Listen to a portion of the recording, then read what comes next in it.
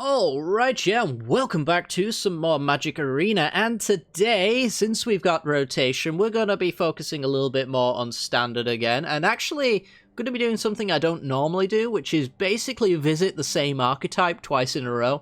We're actually going to be going back into some more Reanimator, but with a different spin on it. We're going to be playing around with the Boros Reanimator, and this deck has been making the rounds quite a lot recently. Just about everyone's been playing it. It looks super sweet, so I want to play it myself and give you guys maybe an alternative on the Jund Reanimator list that we posted the other day. This is a little bit more of the sleek and refined version. I think it won a tournament. I can't remember who actually made it, so I do apologize if anyone actually knows the name of the person who created this deck. By all means, leave it down in the comments section below. I certainly do not claim any ownership over the ideas of this list. So, Boros Reanimator. So, before we had Jund Reanimator, so we had a couple of different ways of dealing with our opponent's creatures. This one just kind of doesn't have to care all that much. It's got a lot of the same kind of cards as the Jund Reanimator list. In fact, I ended up adding Cathartic Pyres to the Jund Reanimator list after seeing what this Boros list was doing. I think this card is just very solid, and a way that can keep you from having to use Lilianas in your deck. But we got the Fables, we got the Elder Dragon Wars. Both of these allow you to discard and draw, which is kind of cool. But the one upside of this deck is it has Invoke Justice. This was a thing in Standard before rotation, and I think it's still a thing now. 1 and 4 white for a sorcery. Pretty hefty cost, so you're going to have to lean very much into the white mana sphere. So you can maybe notice that just about all of our lands produce white in some fashion or another, other than the 2 mountains, just to help with the consistency of the early game. But we want to have that 4 white by turn 5, or even earlier if we've got the Fable making treasures. The treasure can go towards the cost of that. Anyway, it returns a permanent from your graveyard to the battlefield, then you put 4 counters on creatures or vehicles target player controls. So, we can discard with Fable or Elder Dragon, either Sanctuary Warden or Titan of Industry, the Reanimator target that we had in our Jund Reanimator list. This is obviously one of the best ways to reanimate a powerful creature, a powerful threat. It does too many things, so it's just wonderful in that way. It is 3 green, which I think proves as a little bit of a problem for this list. You're not going to be hard casting this one very often. You really need to see 3 of your Jetmir Gardens or be greedy and hold on to your treasure tokens in order to cast this spell. So most of the time it's going to be coming out of your graveyard using Invoke Justice. That's like the only downside, the only sticking point, the only sore spot for this list is this isn't hard castable, unlike our Jund Reanimator list where every single card was just very easily castable. We also have Sanctuary Warden as well, a card that was pretty good before and now it's pretty great. It's a 6 mana 5/5 that enters the battlefield with 2 shield counters on it. So a shield counter is like an indestructible counter for a turn or for one use kind of thing. If a permanent with a shield counter on it would be dealt damage or destroyed, you remove a shield counter from it instead. But we can also remove the counters using Sanctuary Warden's ETB or attack trigger and make a 1/1 green and white citizen token and drawing a card. So we can gain some card advantage and a little bit of a buffer versus sacrifice effects. So Liliana of the Veil and Invoke Despair are like 2 of the most popular cards right now, and Sanctuary Warden protects itself from both of those using the ability to remove one of the shield counters to make a creature that can protect it from edicts. And it leaves it with 1 shield counter on it as well, so destroy effects, which would be their alternative, are also not that effective. It basically forces out some card disadvantage, which I think is quite powerful. We can also add counters to it again using the Wandering Emperor or even the Invoke Justice as well, so we could potentially keep those shield counters in play while also still triggering this card. The deck's basically what you would expect it to be. We're going to be playing some early game, keeping alive by going Spirited Companion as a blocker. Again, another little Edict protection, having just a 1/1 around, so that when we play our Titan and don't make the 4/4, we can just sack the Companion to a Liliana minus. Just really makes it not that great, which is great. And yeah, that's really about it. That's all I'm really going to say on the matter, I think. If you do enjoy the content, make sure to hit the like button and subscribe, and without further ado, let's continue. This video is brought to you by the generous support of our wonderful patrons and channel members that you see here. If you'd like to support the channel and get access to cool content like sneak peeks, bonus videos, polls on future content, or access to a personal deck critique from myself every month, then hit the join button down below, or check out the Patreon link in the description. With all that said, let's get into the gameplay. Alright, opponent goes first. We have a keepable hand. It's got removal on 2, Fable on 3. Let's play our Sundown Pass here and pass. Looks like we're up against the Mono Black Menace. It's like the deck to beat right now, and it's pretty annoying. Well, we're just going to go land go. I don't know if I'm piring with Fable. Maybe I should pyre.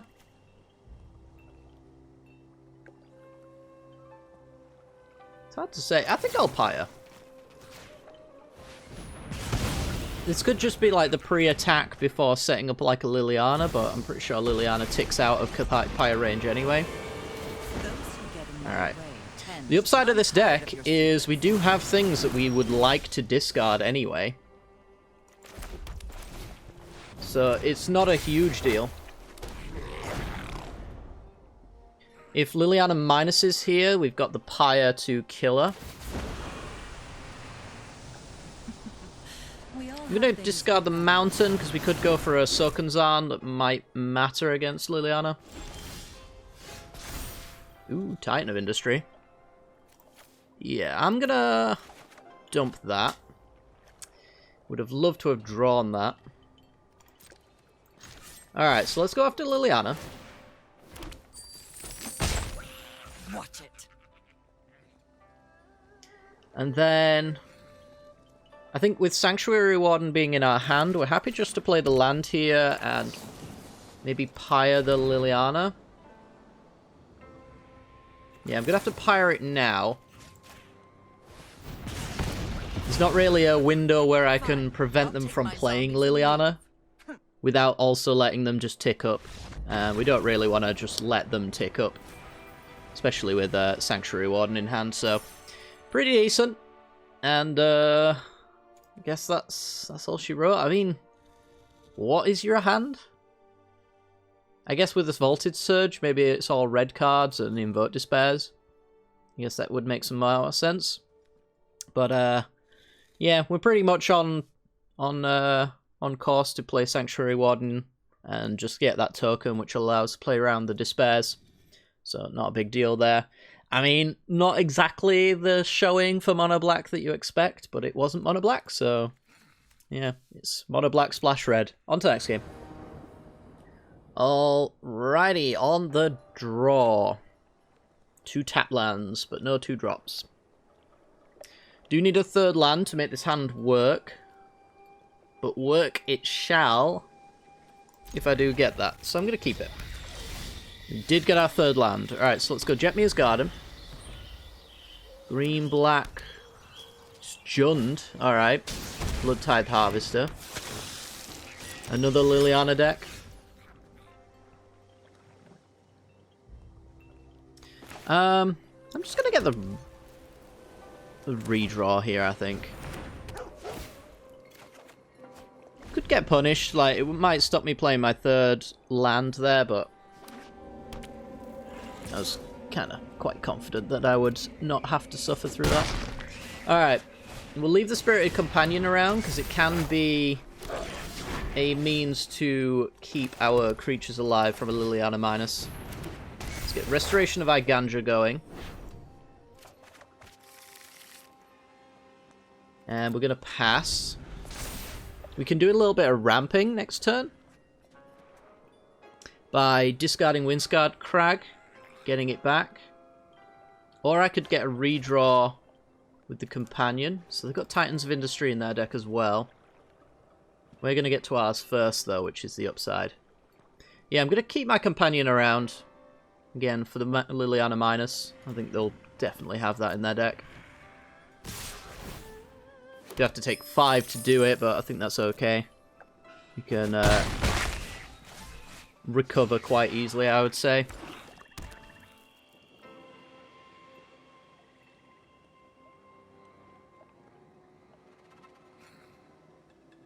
In fact, we could even just, like, main phase a Wandering Emperor to kill the Harvester. And licensed hearse. Alright. So I don't believe that they have a means of responding to this. Oh, they do, yeah, it's a separate trigger. So they can get my hearse if they want. I assume that was all part of the same text. Whenever you discard, when you do. Didn't really assume there'd be a window of opportunity there, but oh well. So be it. I'm gonna kill the Harvester. You started this fight. And we can chump the Companion. You're done. Not too fussed if Wandering Emperor dies anyway. It's not exactly doing much, and we'll get a 3-4 from the Restoration. So, yeah, no big deal. The only thing we have to really worry about is a Titan of Industry for our opponent. Land off the top would do something. Not much, but it would do something. Kind of in an awkward spot. We really could have done with that land. But we learnt something today, and what did we learn? That apparently Chapter 2 is 2 separate triggers.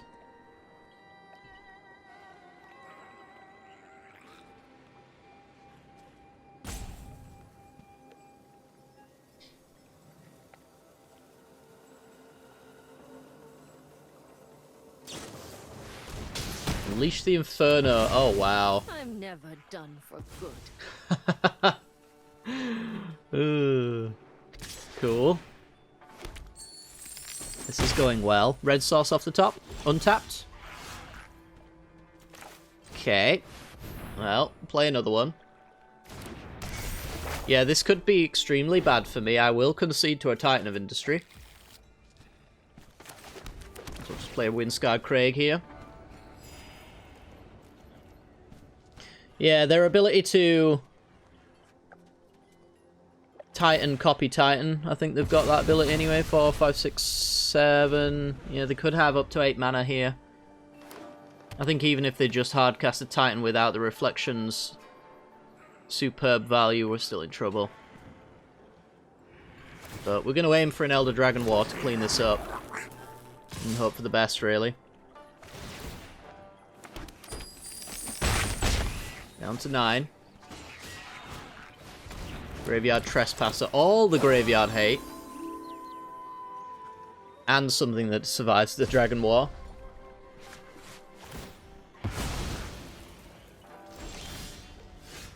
Oh, well, we got a Cathartic Pyre. So there's really no point in me going for a discard here, because it just won't do anything. We've learned that lesson. Oh, I can't even Cathartic Pyre the Trespasser. That's such a tilt.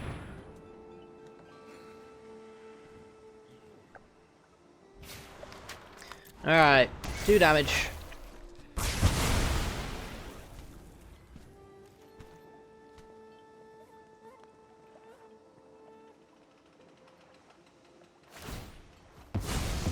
Yeah, gets exiling. Gonna take at least 5 this turn. Unless they want to keep their purse open, which I could understand. We do have Sanctuary Warden though, which could help us stabilize. It's got shield counters on it, so it doesn't just die to burn spells or infernal grasps.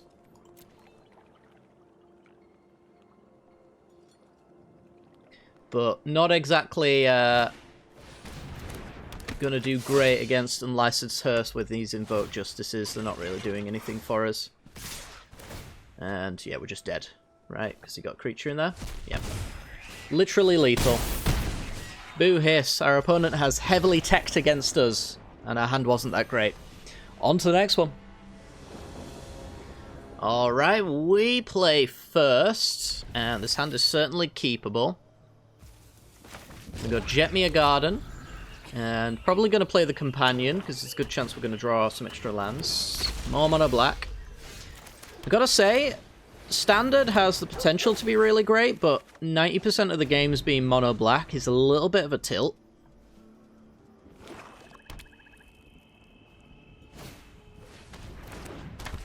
But Explorer was just the same way. It was all Winota until they banned Winota. So hopefully we can see something like that happen here. Do I want Fable or Restoration? I guess that... Fable is ramp that can be killed. Restoration is ramp that can't. I think I'll just play Fable. Fable just does a little bit more, you know? Also just potentially stops the Evolved Sleeper from wanting to get in without holding up in the mana. Because I would potentially block it if they gave me the opportunity.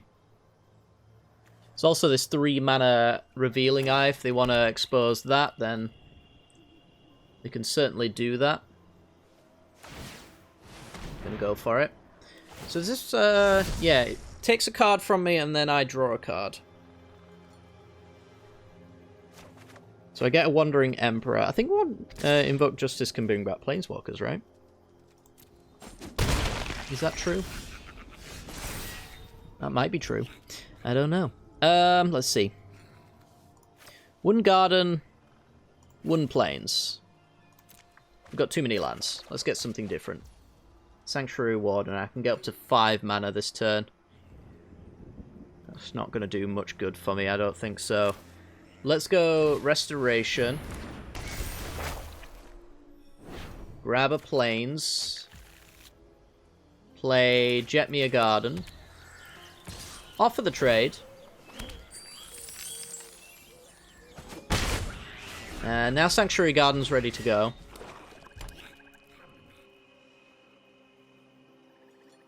Sanctuary Garden's not only ready to go, but also Fable's coming down on its Chapter 3. So the turn after that, I could potentially start getting Warden copies, which will just absolutely blow my opponent's mind. Gonna keep my Spirited Companion around for Invoke Despair. It's just too useful not to. Meathook X2, okay.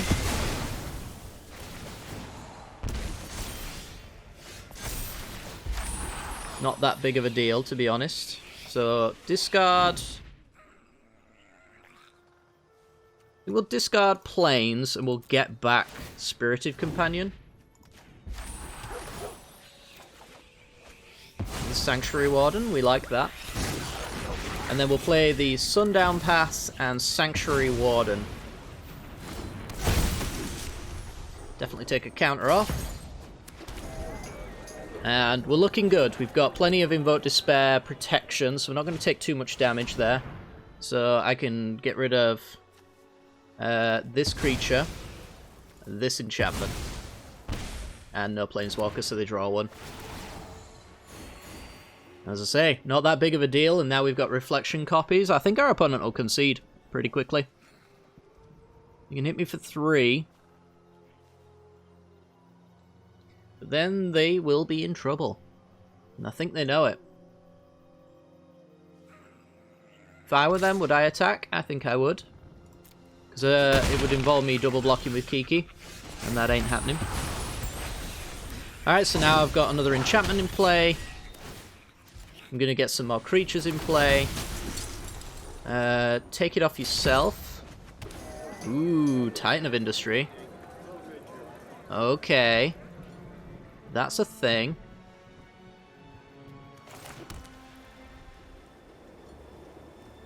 Let's attack for 10. I think I'm just taking the counters off. I want all the cards. Even discarding to hand size here looks pretty great.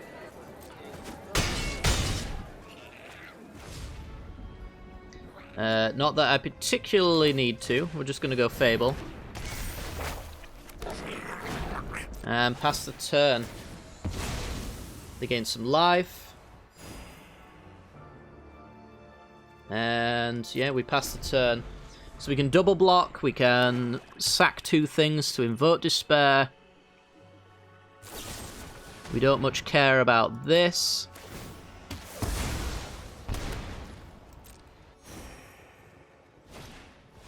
Evolved Sleeper, don't much care about that. Should probably just Pirate in response. Although, is it... Yeah, I'll let them potentially pay it again.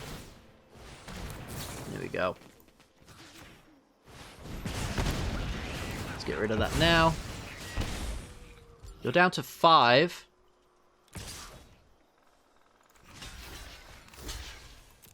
I'm gonna do this.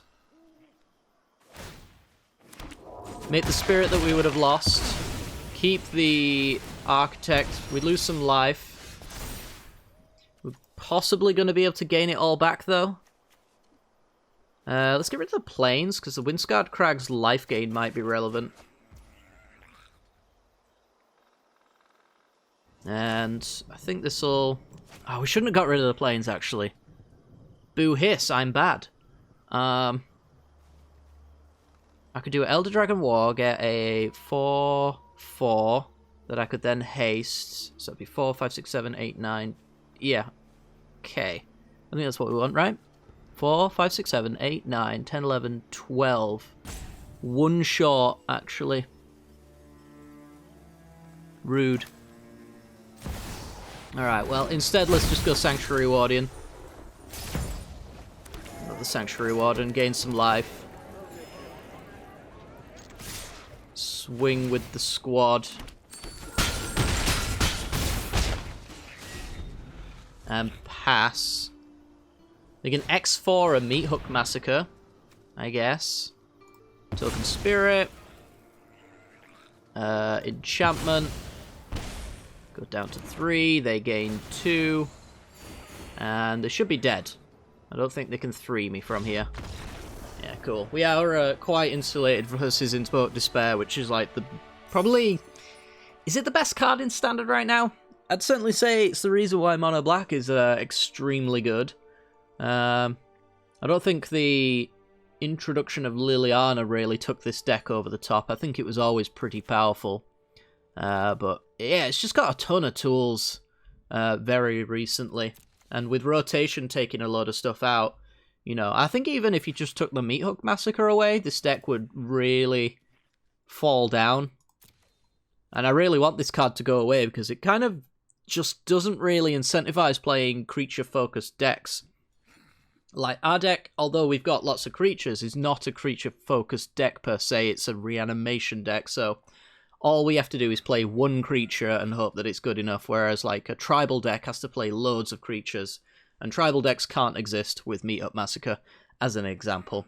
This card is atrocious.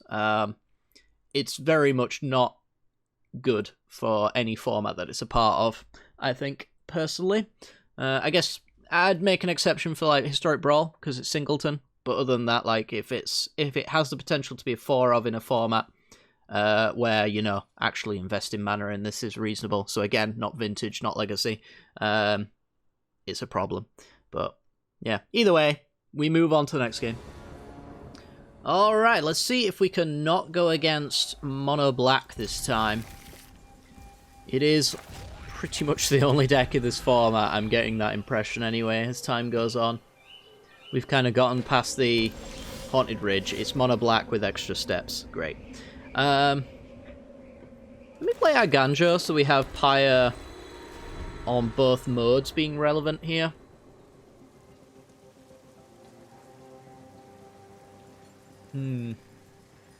Yeah, it's just black in general. It's just too powerful. It's gonna be Anvil. Okay. I think I hold the Pyre as a removal spell for now. And we're gonna go Restoration of Iganjo. Try and ramp us up to our Sanctuary Guardians. Which should do a little bit of work for us. Problem we're going to have is the drain from the anvils. Which maybe the Pyre can help me with. If our opponent taps out on the anvil, making one artifact, maybe I can kill that artifact in order to not give them a target. I don't think it's really realistic, but it's an option that I want to leave open. Yeah, things like Synthesizer are like the reason why it's not reasonable. Oh yeah, they got braids. Alright, gonna go synthesizer. Suggests to me maybe a lack of land drops. Weatherlight completed. They did have the land drop, and now they have the weatherlight. Alright, so let's discard... Let me discarding a planes, getting the planes back. And then playing the pass. Going companion. Into another companion, I think. This is a vehicle without a crew. Yeah, I think I want to up my chances of getting Sanctuary Warden down next turn. And there we go. We found our way of doing it. Gotta close out this game quickly because the drain is going to add up real quick. Fortunately for us, shield tokens, or shield counters, are actually relevant because they've only got, I think, destroy effects and burn. Oh, what's this card do again? Right, well, I'm going to block there. Sacrifice it, such a library, only if 5 or more creatures have died. I think I'll just take the rest. Just getting the artifact out of play. So that doesn't build up as much.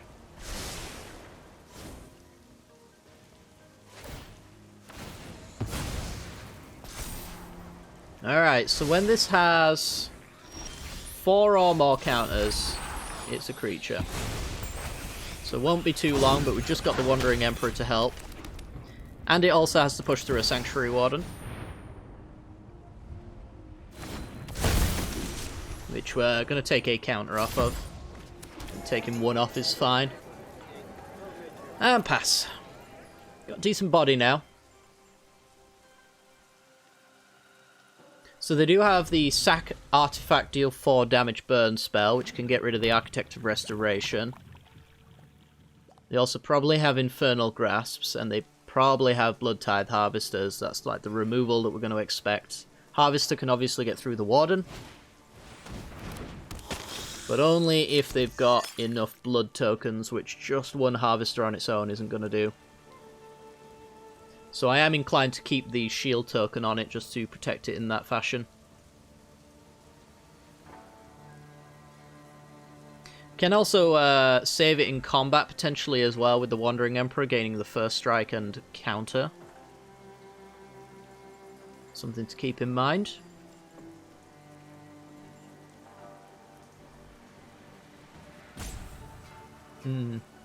Just wish we had, like, repeatable Titan of Industries for the life gain. Sokunzan Smelter. Can sack an artifact, I believe, to make a 3-1.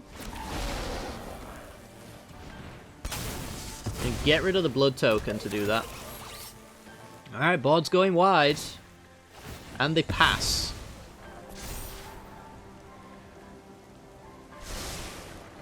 So they can do the Weatherlight completed to block. Quite notably. But I can Wandering Emperor, as I mentioned. I think I'm gonna bait that out, I think. Let's take the shield counter off. Let's see if they want to do it. They do not. Alright, well, I want to keep open Wandering Emperor as a combat trick, so I'm just going to go Fable of the Mirror Breaker and then pass the turn. I guess I could have also gotten in with the Architect as well.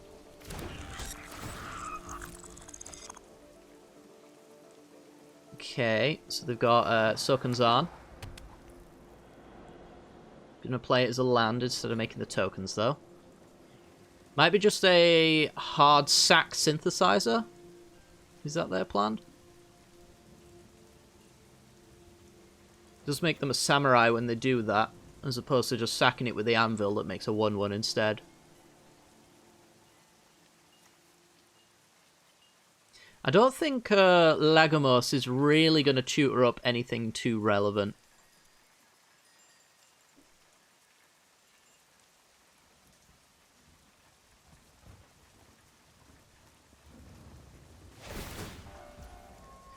Alright, so they're going to combat. They do sack. Makes sense to get their anvil nonsense going. Weatherlight completed becomes a creature that dies to Wandering Emperor. And they're going to get aggressive. Very aggressive, wow. I think they've got a burn spell. Because some of these attacks don't look that great.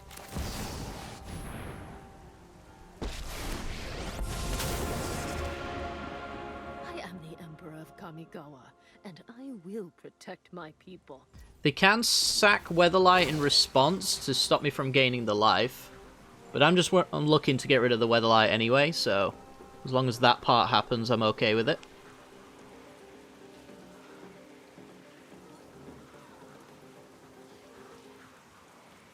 And it'll give me a little bit better information knowing that the anvil is now out of the picture.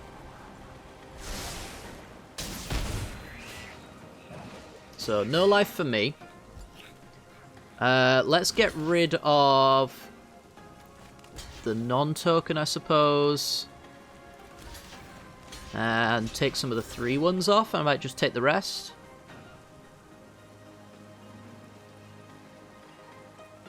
Yeah, I'll just take the rest. Need to make a 1/1 for the block. Punna's going to have to use a burn spell to get rid of the Architect.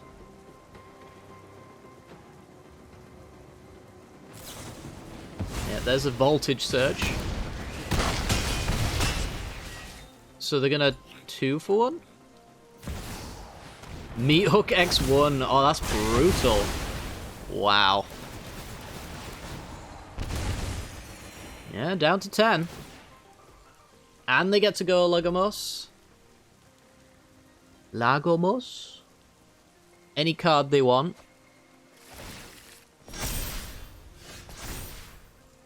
Discard up to 2 cards. Right, let's get rid of Jetmir's Garden and 1 Pyre. Looking for our Titan of Industry at this stage. Gonna go Sanctuary Warden. Draw a card. There's our Titan of Industry, just a little too late. Get to play Windscarred Craig. And I get to go and attack here as well. Leaving up in Cathartic Pyre. So I could discard the Titan so that it's in my graveyard ready to go. I don't know if that really benefits me that much. I could keep my treasure token to hard cast Titan next turn, potentially. I think I'm guessing that's what they searched up.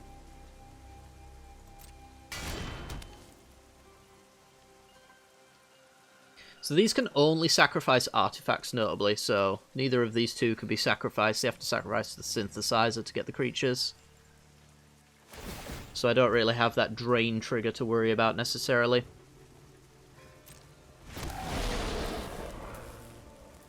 Also, the smelter has to sacrifice the synthesizer here. So it all kind of works out for them for sure.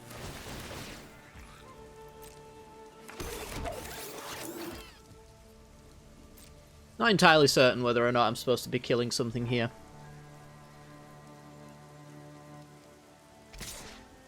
Looks like they're going to go after my Wandering Emperor. Okay.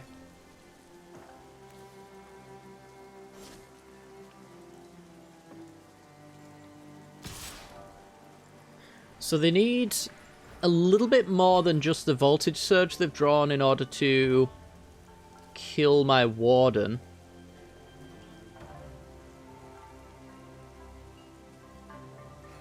And I could save it by killing this token here and blocking the construct. As we mentioned, though, that would stop me from playing Titan of Industry. I think I'm just going to take this off the board.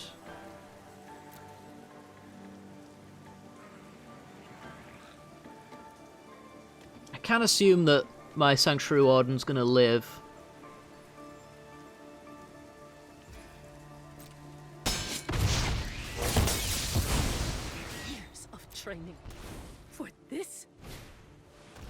Braids. Oof. Alright. This is end step trigger, so if I don't sacrifice a creature, they get to draw. So I'm just going to sacrifice this. Drain one.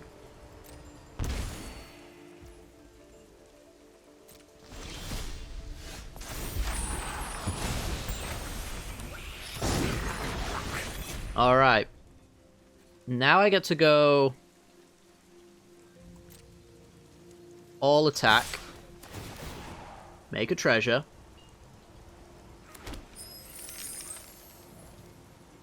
Remove a counter? No.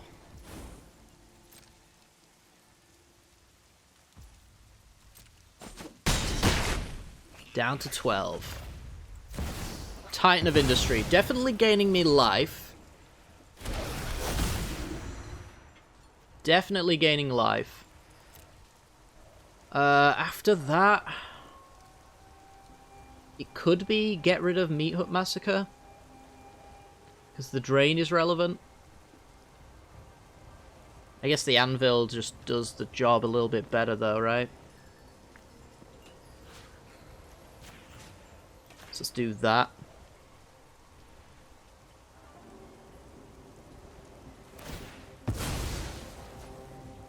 Okay. Up to 13.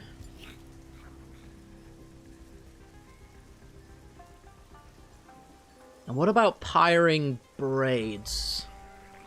Or Lagomos? Gotta pyre something.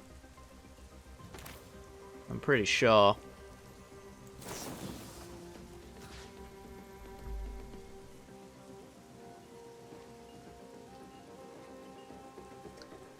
Maybe the smelter?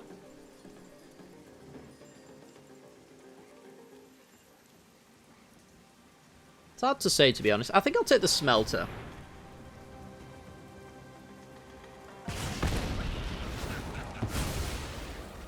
So I go down to 12.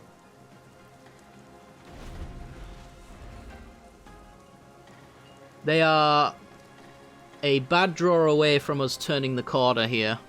If I can copy with Reflection, I think this game is going to be over. Jadar. That is not going to force me to block with Reflection, I don't think. It might give them an extra draw, though, because of the braids, but... It's going to have to be something good. It'll be on their end steps, so it'd have to be an instant speed answer.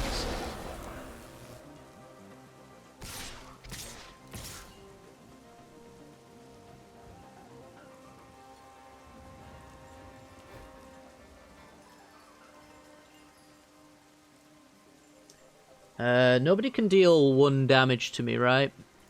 So I can do the block here. Take... Well, I'm taking 3, really. I don't think I'm in too much trouble with that. Although, oh, does Lagomos do something here? Is Lagomos a naughty boy? Maybe not with that line.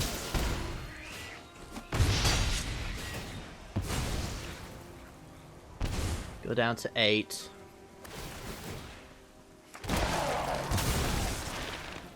Braid sacks a creature. I, out of threat of death here, I think sack my own as well. And yeah, that's going to do it. Titan of Industries every single turn. Wins the game there. I think I just want to make sure that they don't draw a card there, so I will lose my 3/3 in order to make it happen. I could even do like Titan gain 5 shield counter so that I could draw with the Sanctuary Warden, but I don't think I need to do that. And then I can just fill the board with creatures. I think I'm completely out of harm's way at this point. I guess maybe a good top deck killing Titan so that I can't loop this might be a thing, but I also have Sanctuary Wardens as well that I could then turn my looping towards, which is pretty good. Alright, Red-White Reanimator taking down Anvil. Let's go. Alright, we're on the play, and It's all 3 drops in this hand, but plenty of ways to discard and redraw. So I think I'm inclined to keep it. I mean, these are some very powerful 3 and 4 drops, so should be okay. It's mono black again. I'm gonna be honest, guys, I think I might have to take a break from Standard. It's not as though, like, mono black is particularly offensive to me, but, like, the lack of variety is just not exactly good for content. So we might end up just be, like, taking some time away to play more Brawl and Explorer as we used to, until something about the mono black problem is taken care of.